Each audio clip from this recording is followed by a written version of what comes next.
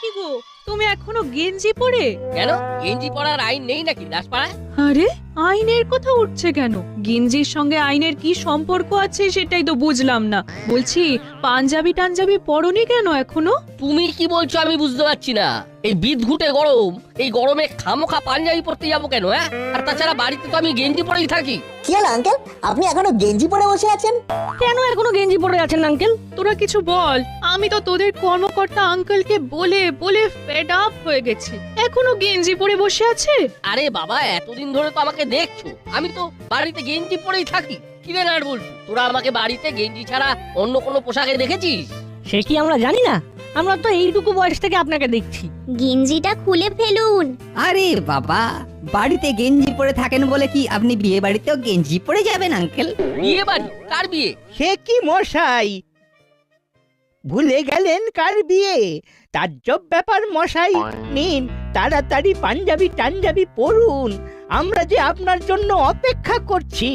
ও হ্যাঁ হ্যাঁ, বিয়ে বিয়ে বাড়ি, বিয়ে বাড়ি মানে চন্দ্রবাবুর মেয়ের বিয়ে তো আজ। কিন্তু আমি কি জন্য পাঞ্জাবি পরতে বসবো? আমি তো যাচ্ছি না। হ্যাঁ, তুমি যাচ্ছ না মানে?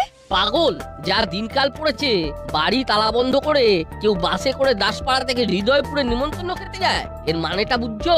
না বুঝিনি, আমাকে বুঝিয়ে দাও। তার মানে হলো হোল নাইট বাড়িটা বেহেফাজত থাকবে। ইম্পসিবল।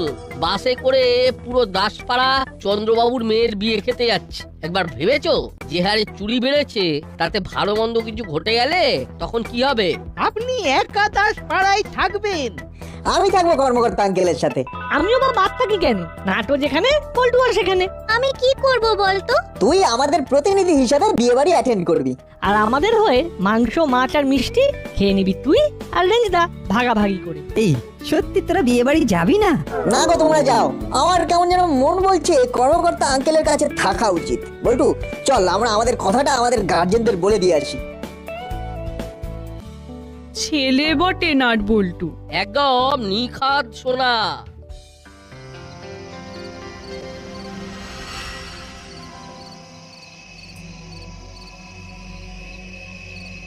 পুরো দাসপাড়া খালি। আমরা এখন মালি যত্ন করে জিনিসপত্র ফাঁকা করব। এখন এখান থেকে চুপ করে দাঁড়িয়ে দেখবো, তারপর ওরা চলে গেলে ফাঁকা দাসপাড়ায় ঝুপ করে নেমে পড়বো। এত দূরে দাঁড়িয়ে আছি যে ওদের কিচ্ছু কথা শুনতে পাচ্ছি না। ওদের কথা শুনে কি হবে? ওদের চলে যাওয়াটাই হলো আমাদের মূল লক্ষ্য। কি ওস্তাদ, ঠিক বলছি? এত জোরে কথা বলছিস কেন? কেউ শুনে ফেললে আমাদের চুরি করা খুব কষ্টের হবে। এইরকম ফাঁকা দাসপাড়া কখনো দেখেছিস? চালা, পুরো ঘর ঘর ধরে খালি করব। প্রথমে যাবো কর্মকর্তার বাড়ি। বাবা, এই টুকু দুটো ছেলে পুরো দাসপাড়ার দায়িত্ব নিয়ে নিল। আমার খুব খারাপ লাগছে। আমরা সবাই আনন্দ করব, আর নাট বল্টু বেচারা এখানে পড়ে থাকবে। আমরা নিশ্চিন্তে যাচ্ছি, কারণ কর্মকর্তা বাবুর সঙ্গে ওরা আছে।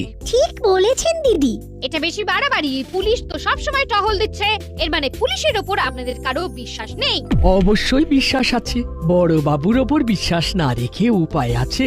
এবার যাওয়া যাক, প্রিন্স উঠে পড়, ড্রাইভার গাড়ি ছাড়ো।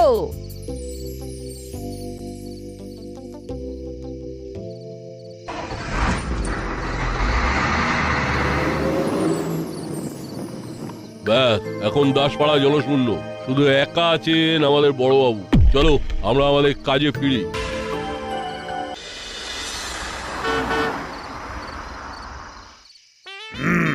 আজ আমাদের চরম পরীক্ষা। আজ কিন্তু আমাদের ঘুমলে চলবে না, সারাক্ষণ চোখ খুলে থাকতে হবে। হ্যালো, কে হাসে? হাসে কে?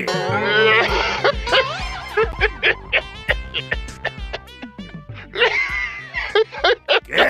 কখনো হাসছো, কখনো কাশছো। কে আমার সাথে রসিকতা করছে?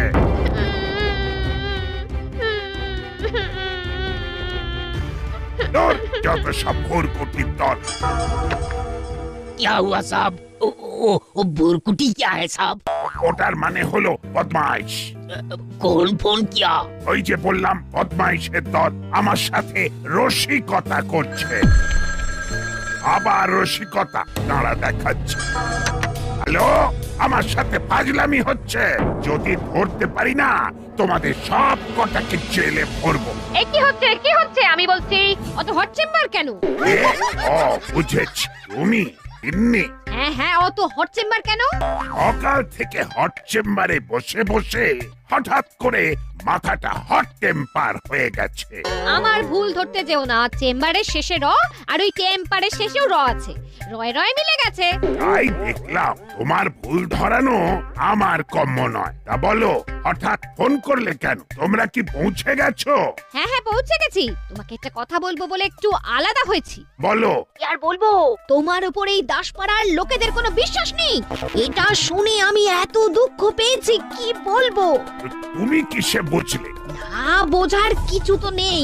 কর্মকর্তা বাবু আর নাট বল্টু রয়ে গেছে, ওরা নাকি দাসপাড়ায় পাহারা দেবে। ও, আমার অবর্তমানে আমার পিছনে কথা বলা। হ্যাঁ, খালি ব্যাগ ঝাল করছে। ঝাল আবার পিছনে কথা হলো ব্যাকটক। কথাগুলো তো টক টক নয়, সব ঝাল ঝাল। এই ব্যাগ ঝাল বলেছি। তুমি শুধু মাথা ঠান্ডা করে থেকো, তোমাকে জিততেই হবে, তোমার লুজ কানেকশন হবেই হবে, আমি আছি। প্রমোশন, লুজ কানেকশনটা শুনতে খুব খারাপ লাগে। আমার ভুল ধরো না, আমি বারবার বলেছি না, তুমি বুঝলেই হবে, চোখ কান খোলা রেখো। আমি কাল সকালে আসবো, রাখলাম। ঠিক আছে, শুভরাত্রি। সাব ও মাঝি কা ফোন থা। হ্যাঁ শোনো, তোমার মাঝি বললেন আমাদের মাথা ঠান্ডা রেখে টহল দিতে হবে, আমাদের দেখিয়ে দিতে হবে যে আমরাই বেস্ট। জরুর সাব জরুর। তোমার মাঝি আবার ফোন করছে। হ্যালো, বলো। কি হচ্ছে কি হচ্ছে এটা? ধরতে পারলে 108 খা।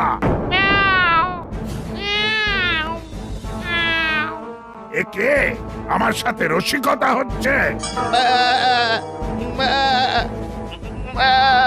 চুপ, যত সব ভোরকুটির দল। ওহ, খুব মজা হয়েছে।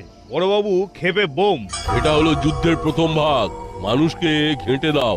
বড়বাবু ঘেঁটে গেল মানে বড়বাবুও চঞ্চল হয়ে গেল। বড়বাবু চঞ্চল হলেন মানে আমাদের কাজের সুবিধে হয়ে গেল। চুরি করা এখন আমাদের বাঁ হাতের খেলা। টিমটা নষ্ট করে দে বাবা, ভেঙে দে। এই হলো আমাদের ওস্তাদ। মুটি নাটি সব মাথায় আছে। তোমার কাছে এখন অনেক কিছু শেখার আছে ওস্তাদ। আচ্ছা, আমাদের বড়বাবু এখন কি করছে? আর হতভাগাগুলোকে দেখাচ্ছি, ফোন করে কথা না বলে খালি হরবলার মতো কখনো কুকুর, কখনো বিড়াল, কখনো ছাগলের ডাক ডাকছে। হাই, কে রে? আমার সাথে রসিকতা করছিস? হ্যালো হ্যালো, কি হয়েছে গুপি? Sorry sir, sorry. পরপর ভুতুড়ে ফোন আসছিল তো, তাই আমি কনফিউজড হয়ে গেছিলাম। কখনো হাসছে, কখনো কাঁদছে, কখনো আবার কুকুর, বিড়াল, ছাগলের ডাক যাচ্ছে। বহুমুখী প্রতিভা স্যার। ঠিক আছে, মাঝে মাঝে এরকম ঘটনা ঘটে। Thank you sir, thank you. এখন কি করছো? তোমাদের দাসপাড়া তো ফাঁকা, তোমার ওপর খুব বড় দায়িত্ব। ঠিক পালন করতে পারলে প্রমোশন অবধারিত। বলছিলাম না তোমার লুজ মোশন হবে, আর হতে খুব দেরি নেই। আমি আছি না, আমার কথা শুনে কাজ করো। লুজ মোশন নয় গো, কথাটা হলো প্রমোশন। বারবার লুজ মোশন বলো না। গুপি, কি হলো? কি বিড়বিড় করছো? কি হলো?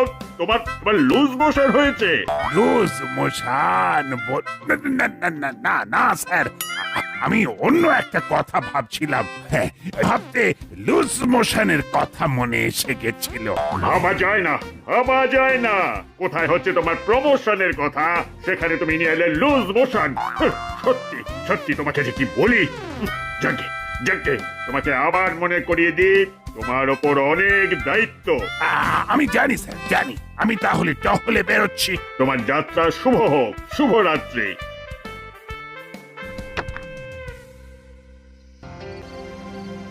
আঙ্কেল, বেশ ভালো খাওয়া হলো। এবার একটু হাঁটা যাক। রাতের পরিবেশটা একবার দেখে নেওয়া দরকার। ঘর ফাঁকা রেখে যাওয়াটা কি ঠিক হবে? আমরা তো আজ পুরো দাসপাড়ার দায়িত্ব নিয়েছি। তা তো নিয়েছি, ঠিক আছে চল তাহলে আমরা একটু টহল দিই। আর হ্যাঁ রে, তোদের খারাপ লাগছে না তো? কেন কাকু? না এই যে তোদের সব বন্ধুরা বিয়ে বাড়ি খেতে চলে গেল, তোরা গেলি না। সে তো আপনিও গেলেন না, আপনি একা থাকবেন তাই আমরাও আপনার সাথে থাকবো। ঠিক আছে, আমি তোদের কাল তোরা যা খেতে চাস তাই খাইয়ে দেবো। ব্যাস, আপনি তো আমাদের জন্য ভেবেই রেখেছেন। তাহলে এবার চলুন আমরা দাসপাড়ার জন্য পথে নামি। বাহ, দারুণ বললি তো বল্টু। আমাদের এই পথে নামাটা দাসপাড়ার জন্য। বাড়ি থেকে আমাদের অস্ত্রটাও নিয়ে এসেছি। ও, তোরা যখন বাড়ি গেলি তখন ওই গুলতিটা সঙ্গে করে এনেছিস, তাই তো? হ্যাঁ, রাতের বেলা কোথায় কি লাগে ওটা আমাদের সঙ্গে থাকে আমরা যখন অ্যাকশনে থাকি। বাহ, সত্যি তোরা অনেক দূর যাবি। চল এখন যাওয়া যাক। এই রে, কি হলো আঙ্কেল? কি আর বলবো, সকাল থেকে শরীরটা ঠিক নেই। আমার বিয়ে বাড়ি না যাওয়ার এটাও একটা কারণ। বদহজম হয়ে গেছে রে। এই আমি না চট করে ঘুরে আসছি। তোরা একটু ওয়েট কর। আমাদের না কখনো আসা উচিতই হয়নি। নাট বল্টুর জন্য মনটা খুব খারাপ লাগছে। তোর কি করার আছে? ওরা তো নিজেরা ইচ্ছে করে এলো না, সব বেশি বেশি। ঠিক বলেছিস শুলা, এদের সবেতেই তো বাড়াবাড়ি। ওরা নিজেদেরকে কি যে মনে করে কে জানে। দাসপাড়ার মাসিহা। যা বলেছিস। তাছাড়া আমাদের বড় বাবু তো আছেন। কাল গিয়ে দেখবো ওরা কি হাতি ঘোড়া ধরেছে। তোরা কি চাস যে দাসপাড়ার কিছু হোক? ওদের জন্য না এখন আমারও না খারাপ লাগছে, বুঝলি? দেখছেন দিদি, রেঞ্জ কেমন বদলে গেছে। হ্যাঁ, শুনলাম ওর কথা, বেশ ভালো লাগলো। সব ঠিক থাকে যেন। ওরা এখন কি করছে কে জানে।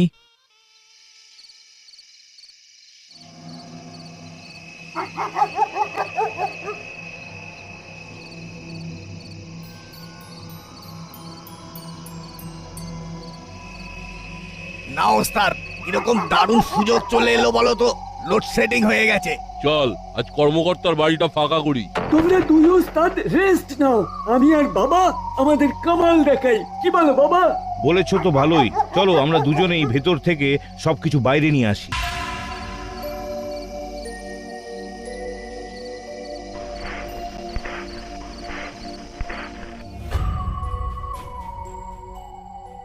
অন্ধকারে দাঁড়িয়ে আছিস যে, ভয় লাগেনি তো? আমাদের ওই সবে অভ্যেস আছে। আধার হোক বা আলো, মন্দ হোক বা ভালো, আমরা সবকিছুতে অ্যাডজাস্ট করে নিই। যাক, এবার তাহলে যাওয়া যাক। শরীরটা এখন বেশ ঝরঝরে লাগছে।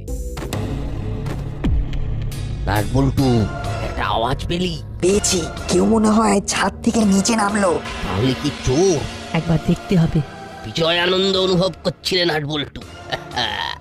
হাতে নাতে চোখ ধরবো। জেলার উপর আমার ফুল কনফিডেন্স আছে। আমি ওকে দারুণ তৈরি করেছি। বাবাও কিন্তু খুব ভালো চোর, ওকে তৈরি করতে হয় না, ও একেবারে তৈরি। দেখা যাক, ওরা আগে সফল হয়ে বেরিয়ে আসুক। এই লোডশেডিংটা হয়ে কি সুবিধাই না হয়ে গেছে। সবই তো বুঝলাম, কিন্তু কোথায় কি আছে সেটা বুঝবো কি করে? একটা মোমবাতি তো দরকার। আমার কাছে ছোট টর্চ আছে, ভাবছো কেন? জ্বালাও আলো, দেখি তোমরা কত দূর যেতে পারো। এবার কি করবো রে? ওদের জানতে দেব না যে আমরা আছি। তারপর দেখ না কি করি। হাতে তো আমাদের দুজনের গুলতি আছে, আর পকেটে গুলিও আছে। গুলতি আর গুলির কম্বিনেশন। আগে ওরা কি করে দেখি। আলোটা দেখাও চালা ভাই, কোথায় কি আছে একটু দেখে নি। এই নাও।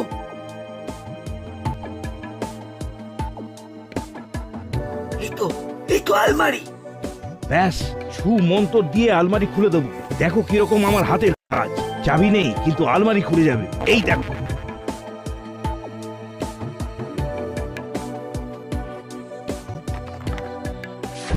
ওরে বাবা রে, কে রে? ওরে বাবা রে, মরে গেলাম রে। ওরে বাবা, ওরে বাবা। এই কি হলো বলতো? ওদের দুজনের চিৎকার শুনলাম মনে হলো। চলো তো দেখি, মনে হচ্ছে অন্ধকারে পড়ে টড়ে গেছে। সব আমারই তৈরি হয়েছে। চেলা কাকা, তোমাদের মুখে কাপড় বেঁধে দিচ্ছি, একটু কষ্ট করে থাকো। তোমরা চুপ না থাকলে তোমাদের ওস্তাদদের ধরবো কি করে? এবার বড় বাবুকে একটা ফোন করি।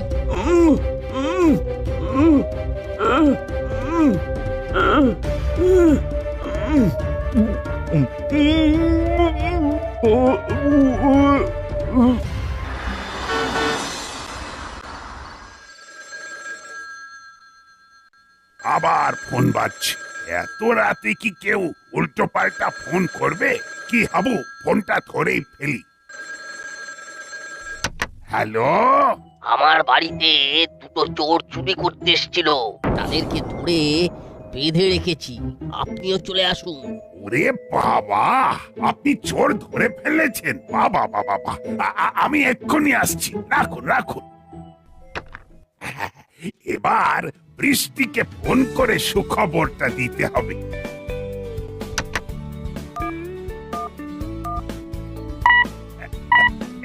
ফোনটা তো লাগছে না, কক কক করছে, সিগন্যাল পাওয়া যাচ্ছে না।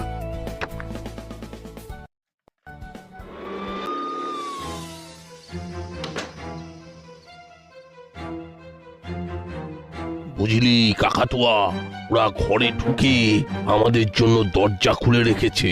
বুদ্ধিটা ক্রমে ক্রমে খোলতাই হচ্ছে। এখন আমরা কি করব? আমাদের তো শব্দভেদী বিদ্যা জানা আছে, অন্ধকারে ওদের দেখতে না পেলেও কথা তো শুনতে পাচ্ছি।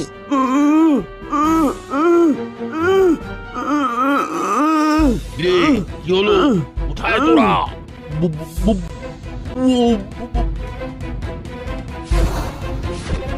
ওরে বাবা রে, ওরে বাবা রে, ওরে বাবা রে, এবার কি ঝামেলায় পড়লাম রে, ওরে বাবা রে।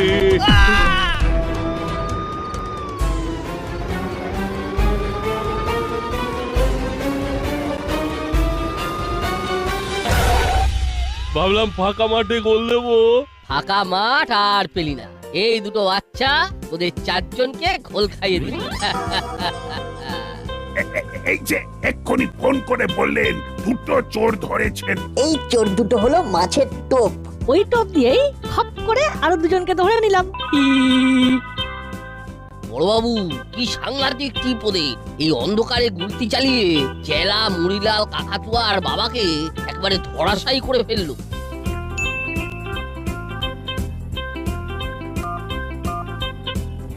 চারজন ধরা পড়েছে। ও কি যে আনন্দ হচ্ছে! ওহ, তুমি ধরেছো? তুমি একা?